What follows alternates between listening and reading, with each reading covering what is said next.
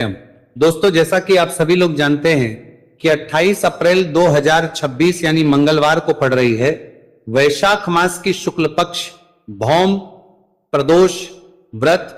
और दोस्तों, ये वह तिथि है जो वैशाख मास में पड़ने वाली सबसे बड़ी तिथि है, क्योंकि ये मंगलवार के दिन पड़ रही है और इसका बहुत ही बड़ा और विशेष महत्व होता है।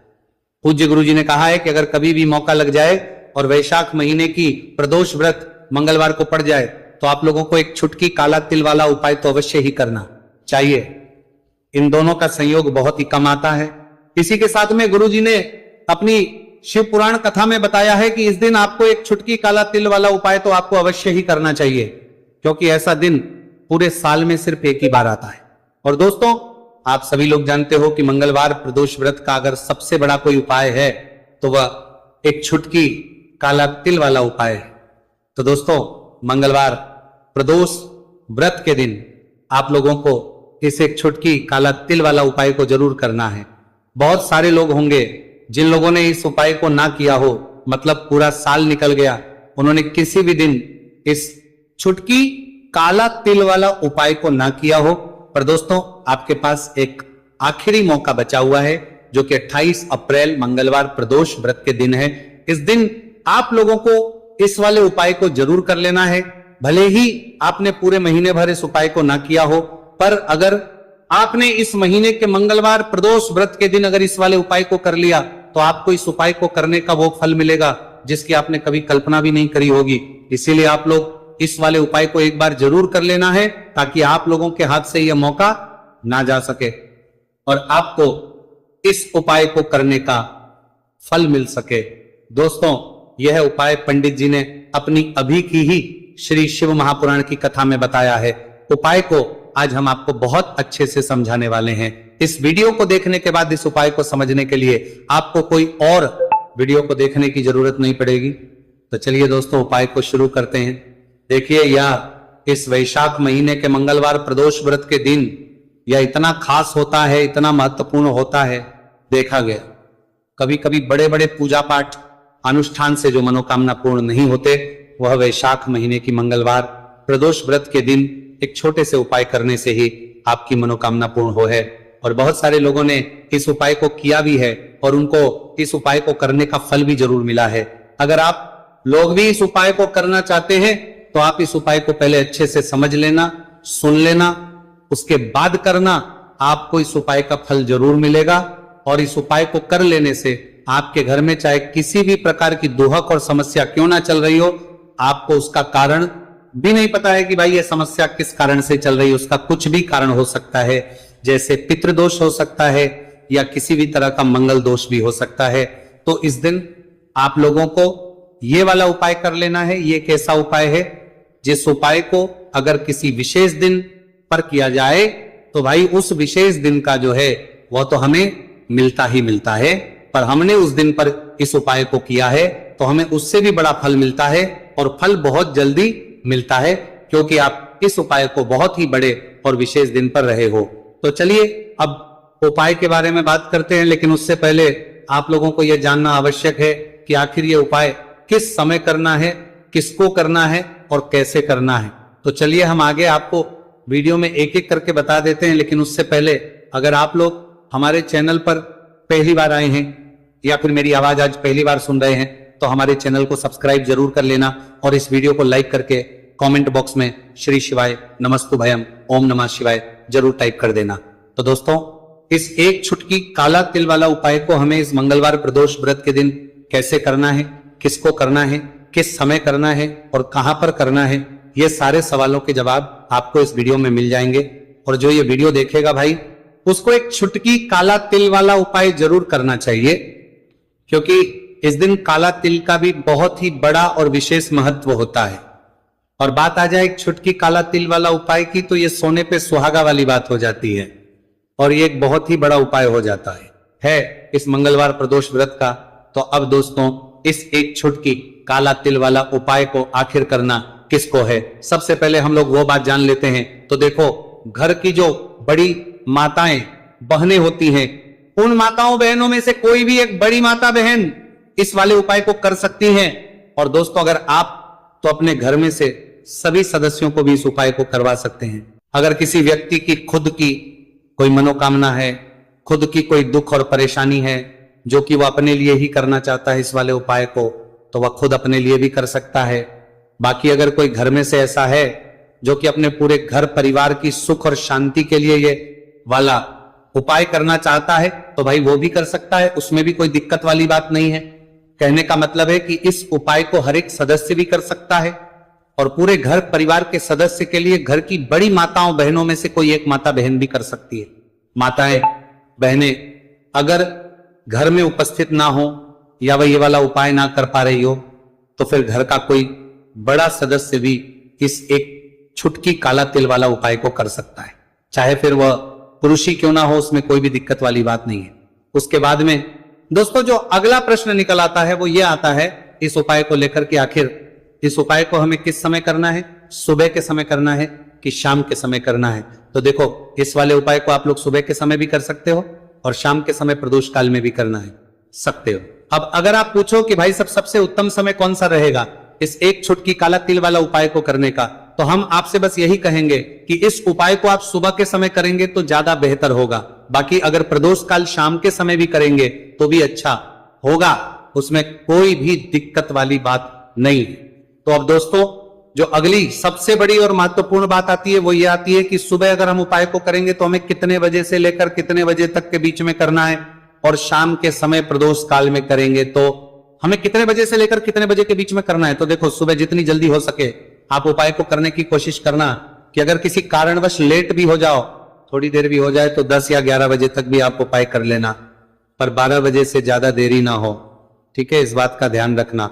उसके बाद में दोस्तों अगर शाम के समय प्रदोष काल की बात करें, प्रदोष काल का जो समय है होता है वो शाम के 6 बजे से शुरू हो जाता है।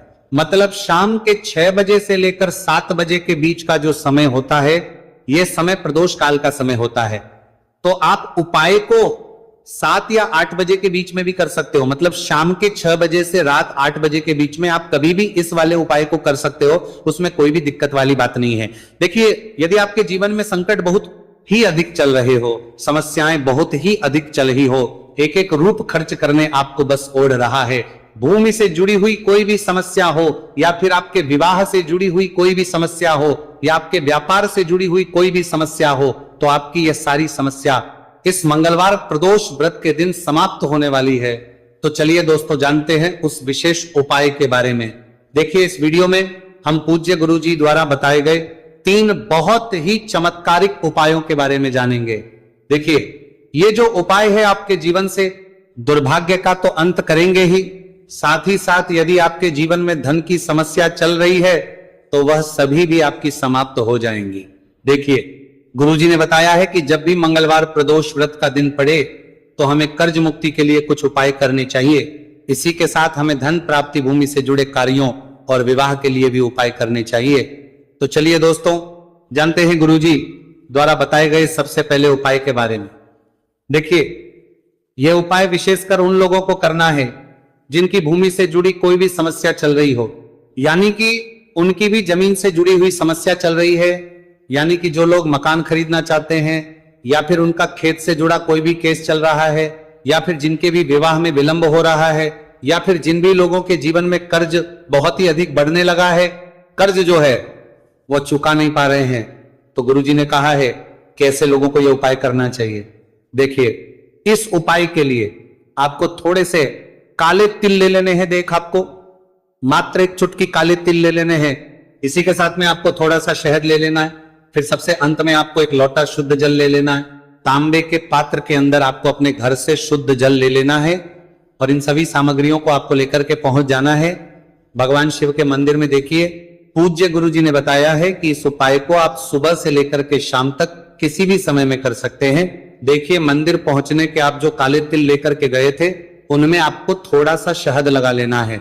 देखिए आप जो शहद लेकर के आए हैं उस शहद में आपको ये काले तिल अच्छे से डुबो देना है और शहद से युक्त ये जो काले तिल हैं इन्हें आपको शिवलिंग पर अर्पित कर देने हैं या फिर आपको शिवलिंग के चारों तरफ अच्छे से काले तिल का लेपन कर देना है। पूज्य गुरुजी ने बताया है कि लेपन करते समय यदि आपके जीवन में कर्ज से जुड़ी समस्याएं चल रही हैं, लेपन करते समय आपको आर्यन मुक्तेश्वर महादेव का स्मरण करना है, या फिर आपके जीवन में विवाह से संबंधित या फिर जमीन से संबंधित कोई भी समस्या चल रही है, तो फिर आपको मंगलेश्वर महादेव का स्मरण करना है। इसके बाद जो आप जल लेकर के आए हैं उसे आपको धीरे धीरे शिवलिंग पर अर्पित कर देना है, तथा आपको लगातार शिव महापुराण के मूल मंत्र श्री शिवाय नमस्तुभयम इस मंत्र का जाप करते रहना है।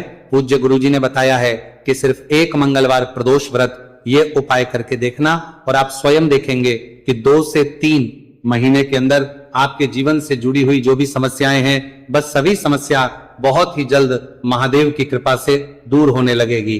तो दोस्तों, इस प्रकार से आपको ये पहला उपाय ना है। अब हम जानते हैं दूसरे विशेष उपाय के बारे में। देखिए, इस उपाय के लिए आपको एक प्यारी सी बेलपत्र ले लेनी है, इसी के साथ में एक लोटा शुद्ध जल लेना है तांबे के पात्र के अंदर, और इसी के साथ में आपको थोड़ा सा शहद ले लेना है।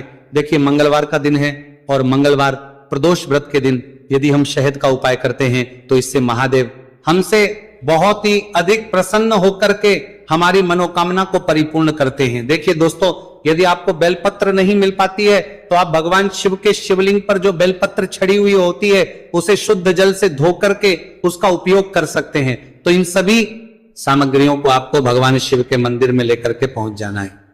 गुरुजी ने कहा है कि इस उपाय को भी आप सुबह से लेकर के शाम तक किसी भी समय में कर सकते हैं। देखिए, मंदिर पहुंचने के बाद आपके पास जो एक बेलपत्र है, और बेलपत्र की जो सबसे बड़ी वाली पत्ती होती है और उसकी जो चिकनी साइड होती है, उस पर आपको अच्छे से शहद का लेपन कर देना है। यानी कि बेलपत्र की बड़ी वाली पत्ती पर, पूरी ही पत्ती पर अच्छे से शहद लगा देना है। अब देखिए, ये जो बेलपत्र है इसे आपको अपने सीधे हाथ की हथेली पर रखना है, और आपके जो भी कार्य अटक रहे हैं, देखिए बहुत से लोग ऐसे होते हैं जो अपने नौकरी को प्राप्त करने के लिए सालों से तैयारी करते हैं लेकिन उनको नौकरी नहीं प्राप्त हो पाती है। बहुत से ऐसे लोग होते हैं जो बहुत ही मेहनत करते हैं, धन भक्ति के लिए बहुत अधिक प्रयास करते हैं, लेकिन फिर भी उनको धन प्राप्त नहीं हो पाता है। तो गुरुजी ने बताया है कि जब भी आपको अपने कार्यों में सफलता ना मिले तो फिर आपको मंगलवार के दिन इस उपाय को अवश्य करना चाहिए। देखिए, अब आपको जिस भी कार्य में सफलता प्राप्ति करनी है उस कार्य को सफल बनाने के लिए आपको महादेव से प्रार्थना कर लेनी है, और फिर ये जो एक बेलपत्र है इसे आपको भगवान शिव के शिवलिंग पर अर्पित कर देनी है। देखिए, बेलपत्र की चिकनी साइड जिस पर आपने शहद लगाए हैं वह शिवलिंग से स्पर्श रहेगी, और इसकी जो डंडी है वो आपको जलाधारी की ओर रखनी है। इस प्रकार से आपको ये बेलपत्र अर्पित कर देनी है। अब देखिए, आप जो एक लोटा जल लेकर के आए हैं उसे आपको भगवान शिव के शिवलिंग पर धीरे धीरे अर्पित कर देना है। श्री शिवाय नमस्तुभयम इस मंत्र का जाप करते हुए देखिए, जैसे ही यह जल शिवलिंग से होकर के जलाधारी की ओर बह करके आएगा तो इसे आपको थोड़ा सा अपने सीधे हाथ की हथेली में झेल लेना है। इस जल को आपको अपनी दोनों आंखों पर लगा लेना है, और इस जल का थोड़ा सा छिड़काव आपको अपने शरीर पर कर लेना है। पूज्य गुरुजी ने बताया है कि जब भी हम मंगलवार के दिन शहद वाली बेलपत्र शिवलिंग पर अर्पित करते हैं तो इससे हमें महादेव हर कार्य में सफलता प्राप्त करवाते हैं। यदि हमें अपनी मेहनत करने के बावजूद भी पर्याप्त मात्रा में सफलता नहीं मिल पा रही है तो गुरुजी ने कहा है कि आपको मंगलवार प्रदोष व्रत के दिन यह चमत्कारिक उपाय अवश्य ही कर लेना है। अब दोस्तों, हम जान लेते हैं गुरुजी द्वारा बताए गए तीसरे विशेष उपाय के बारे में। देखिए, इस उपाय के लिए भी आपको मात्र एक लोटा शुद्ध जल ले लेना है तांबे के पात्र के अंदर। फिर इसी के साथ में आपको एक प्यारी सी बेलपत्र ले लेनी है। बेलपत्र आपको ध्यान रखना है कि कैसे भी कटी हुई खंडित नहीं होनी चाहिए। अब देखिए, मात्र 2 सामग्री लेकर के आपको भगवान शिव के मंदिर में पहुंच जाना है। पूज्य गुरुजी ने बताया है कि यह उपाय विशेषकर उन लोगों को करना है जिनकी कोई भी विशेष मनोकामनाएं जो कई दिनों से परिपूर्ण नहीं हो पा रही है, चाहे वो विवाह से संबंधित हो, नौकरी से संबंधित हो, व्यापार से संबंधित हो, चाहे किसी भी प्रकार की मनोकामना है जो परिपूर्ण नहीं हो पा रही है, तो उसके लिए आपको यह उपाय करना है। देखिए, इस उपाय को भी आप सुबह से कि शाम तक किसी भी समय में कर सकते हैं। देखिए, मंदिर पहुंचने के बाद सबसे पहले तो आप बेलपत्र लेकर के आए हैं, उसे आपको अपने सीधे हाथ की हथेली पर रखना है, और आपको महादेव से प्रार्थना करनी है कि हे मेरे महादेव, मेरी ये जो मनोकामनाएं बहुत दिनों से अधूरी है, मैंने कई प्रकार के उपाय कर लिए हैं, कई प्रकार के व्रत कर लिए हैं, लेकिन अभी तक मेरी मनोकामना परिपूर्ण नहीं हो पाई है। तो उस मनोकामना को परिपूर्ण करने के लिए प्रार्थना करनी है, और यह एक बेलपत्र आपको शिवलिंग पर अर्पित कर देनी है। देखिए, बेलपत्र की जो चिकनी साइड है वो शिवलिंग से स्पर्श रहेगी, और इसकी जो है वो आपको जलाधारी की ओर रखनी है। इस प्रकार से आपको यह बेलपत्र अर्पित कर देनी है, इसी प्रकार से आपको यह बेलपत्र अर्पित करनी है।